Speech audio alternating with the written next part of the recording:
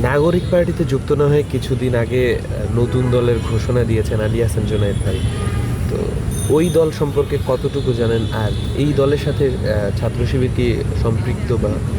আচ্ছা, দেখুন, 5ই আগস্টের পরে আমরা সামগ্রিকভাবে একটা মৌলিক পরিবর্তন লক্ষ্য করেছি। সেটি হচ্ছে যে তরুণ প্রজন্ম যারা আছে, আমরা আগে যেটা দেখতাম যে যেখানে একজন মানুষ তার ভোটের যে মৌলিক অধিকার, এই অধিকারটি তারা প্রতিফলন করতে পারছে না, ভোট দিতে পারতো না। তো এই জায়গা থেকে তরুণ প্রজন্ম রাজনীতির প্রতি একটা বিমুখতা তৈরি হয়ে গিয়েছিল।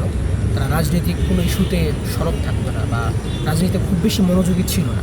তো 5ই আগস্টের পরে একটা ম্যাসিভ একটা চেঞ্জ আমরা দেখতে পাচ্ছি। সেটা হচ্ছে যে যে জায়গায় একটা ছেলে হয়তো খেলাধুলা নিয়ে বা বিনোদন নিয়ে পড়ে থাকতো, সে এখন ফুললি কনসার্ন রাজনৈতিক বিষয় নিয়ে। অর্থাৎ উপদেষ্টারা কী করছে, রাষ্ট্রের কোন পলিসিটা নিচ্ছে, পলিসিটা আদৌ মানুষের জন্য সামগ্রিকভাবে ভালো কি মন্দ, এই ইস্যুগুলো নিয়ে তারা সোচ্চার হচ্ছে। তার মানে রাজনৈতিকভাবে সচেতনতা বৃদ্ধি পেয়েছে তরুণদের মধ্যে এবং রাজনীতিতে আসার একটা প্রবণতা তৈরি হচ্ছে। এটা নিঃসন্দেহে অনেক ভালো দিক। সেই জায়গা থেকে অনেকগুলো নতুন রাজনৈতিক দল গঠিত হয়েছে। আপনি যে স্পেসিফিক বিষয়টার কথা বললেন, ইউনাইটেড পিপলস বাংলাদেশ নামে একটি নতুন প্ল্যাটফর্ম আসছে এবং এটার প্রধান উদ্যোক্তা হিসাবে আলী হাসান মোহাম্মদ জুনায়েদ আছেন। তো এই জায়গা থেকে আমি যেটা বলবো যে প্রথমত এই দলের সাথে ছাত্র শিবিরের সম্পর্কের জায়গাটা যদি আমি ক্লিয়ার করি, ছাত্র শিবির একটা ছাত্র সংগঠন এবং ছাত্র জীবন যতদিন আছে, ছাত্রত্ব শেষ হলে এই সংগঠন থেকে বিদায় নেওয়ার পরে তখন একজন যে কোনো ধরনের রাজনৈতিক সংগঠনে যুক্ত হতে পারে। ছাত্র শিবির কোনো লেজুর ভিত্তিক সংগঠন না, অথবা কোনো বৃহৎ কোনো রাজনৈতিক দলের পারপাস সার্ভ করা ছাত্র শিবিরের লক্ষ্য উদ্দেশ্য না। তো সেই জায়গা থেকে ছাত্র শিবির একটা একেবারেই স্বতন্ত্র সংগঠন। ছাত্র শিবিরের নিজস্ব একটি সংবিধান আছে এবং সংগঠনটি এই সংবিধান অনুযায়ী পরিচালিত হয় এবং এই সংবিধানের কথা এরকম উল্লেখ নাই যে ছাত্র শিবির শেষ করার পর সে কোন রাজনৈতিক দল করবে, এটার এখতিয়ার এই সংগঠনের নাই বা এটা কারো ব্যক্তির, এটা স্বতন্ত্র ব্যক্তির নিজস্ব ব্যাপার।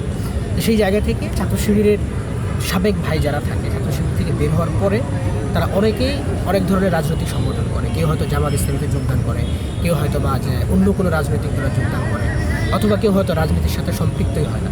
তো সেই জায়গা থেকে আলী হাসান জুনায়েদ ভাই, তিনি হচ্ছেন ছাত্র শিবির ঢাকা বিশ্ববিদ্যালয় শাখার সাবেক সভাপতি ছিলেন এবং জুলাই আন্দোলনের একজন অন্যতম গুরুত্বপূর্ণ স্টেক হোল্ডার ছিলেন। আন্দোলন পরিচালনার ক্ষেত্রে গুরুত্বপূর্ণ ভূমিকা পালন করেছেন। এরপর যখন জাতীয় নাগরিক কমিটি হয় তখন তিনি সেখানে অবস্থান করেছেন এবং একটা পর্যায়ে যখন জাতীয় নাগরিক পার্টি হয় তাদের মধ্যে হয়তো নানান কারণে তিনি সেখান থেকে বের হয়ে নতুন একটা রাজনৈতিক প্ল্যাটফর্ম করেছেন। আমি জাস্ট ছাত্র শিবিরের জায়গা থেকে আমি এটুকুই বলবো যে ইউনাইটেড পিপলস বাংলাদেশ বা আপ বাংলাদেশ এবং ওনাদের যে প্ল্যাটফর্মটা, এই প্ল্যাটফর্ম সহ যতগুলো রাজনৈতিক দল গঠিত হয়েছে বা বিভিন্ন প্ল্যাটফর্ম গঠিত হয়েছে, সবার প্রতি ছাত্র শিবিরের পক্ষ থেকে শুভকামনা থাকবে। তারা জাতির প্রত্যাশায় কাজ করবে, প্রত্যাশা পূরণে কাজ করবে। যে কোনো রাজনৈতিক দল মানে মানুষের যে প্রত্যাশা থাকে দেশ ও জাতির কল্যাণে কাজ করা, সেই জায়গা থেকে ছাত্র শিবিরের জায়গা থেকে আমরা বলবো যে এই সবগুলো দল, ইউনাইটেড পিপলস বাংলাদেশ সহ আরও যতগুলো দল আছে, সবগুলো দলের জন্যই আমাদের পক্ষ থেকে শুভকামনা থাকবে। ছাত্র শিবিরের জায়গা থেকে এই আপ বাংলাদেশকে আলাদাভাবে বিশেষ করে সম্পর্কের জায়গা নেই, বরঞ্চ এটা সবগুলো দলের প্রতি আমাদের শুভকামনার জায়গা।